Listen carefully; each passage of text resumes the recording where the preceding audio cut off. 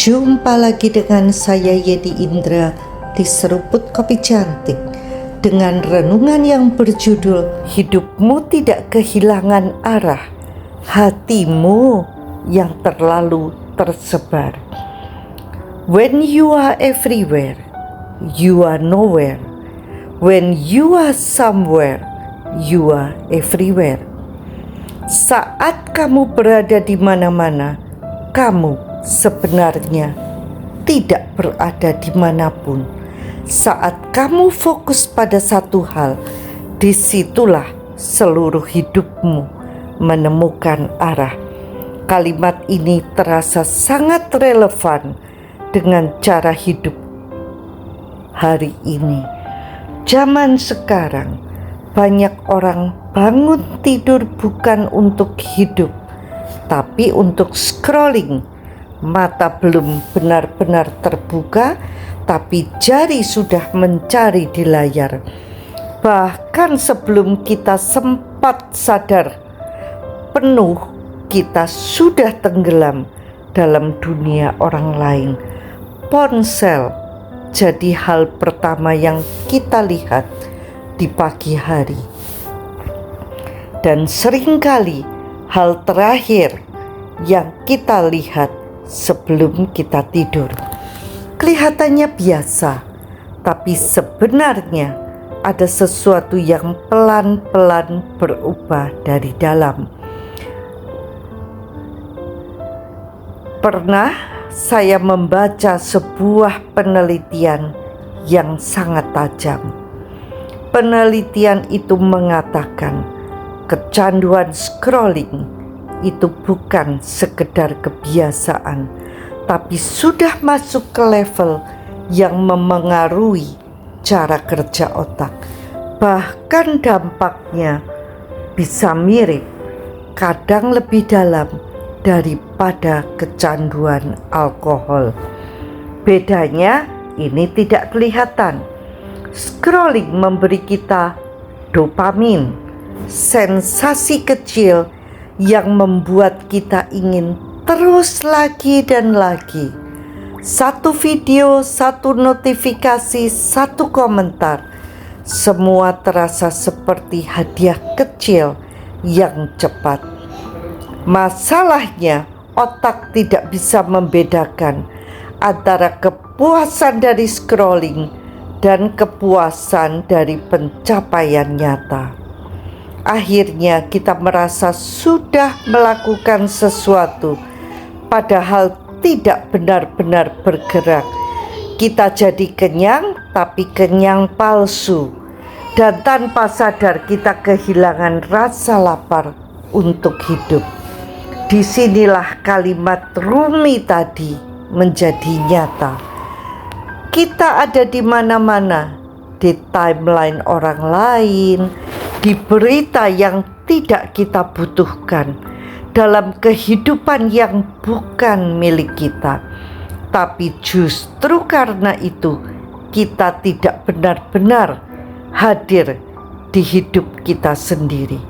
Fokus kita hancur. Coba jujur, kapan terakhir kali kita duduk tenang tanpa tergoda membuka ponsel? Kapan terakhir kita benar-benar membaca, merenung, atau sekedar diam tanpa distraksi? Scrolling melatih kita untuk hidup dalam potongan-potongan pendek. 2 detik, 3 detik, cepat, instan, dan dangkal.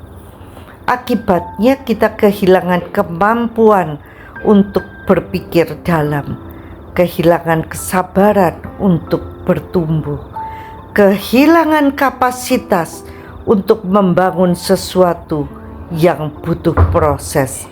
Dan ini bukan cuma soal produktivitas, ini soal kesadaran. Alkohol merusak tubuh, scrolling merusak kesadaran. Alkohol membuat orang jatuh dalam satu malam. Scrolling membuat orang kehilangan arah. Perlahan bertahun-tahun. Dan yang paling berbahaya, kita terlihat normal, kita tetap aktif, tetap update, tetap terhubung, tapi di dalam ada kekosongan yang tidak kita sadari. Kita jadi sulit diam, tidak bisa tenang tanpa terdistraksi, bahkan keheningan terasa tidak nyaman. Padahal justru dalam keheningan kita bisa mendengar suara Tuhan. Dalam keheningan kita bisa menemukan arah. Dalam keheningan hidup mulai terasa utuh. Masalahnya bukan teknologinya. Masalahnya adalah relasi kita dengan teknologi. Ketika alat berubah menjadi tuan, kita kehilangan kendali. Dan di titik itu kita tidak lagi hidup. Kita hanya bereaksi. Kita menonton hidup orang lain, tapi lupa menjalani hidup sendiri. Itulah kenapa banyak orang hari ini merasa lelah, padahal tidak benar-benar melakukan sesuatu. Otaknya sibuk, tapi jiwanya kosong.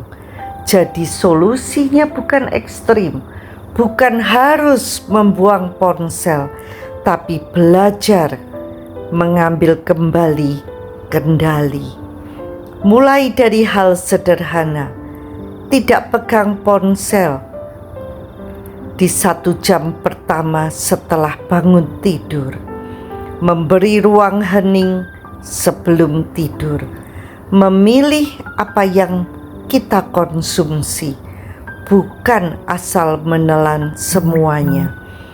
Dan yang paling penting, belajar menikmati diam, karena dari diam lahirlah fokus, dari fokus lahirlah arah, dan dari arah lahirlah kehidupan yang benar-benar hidup.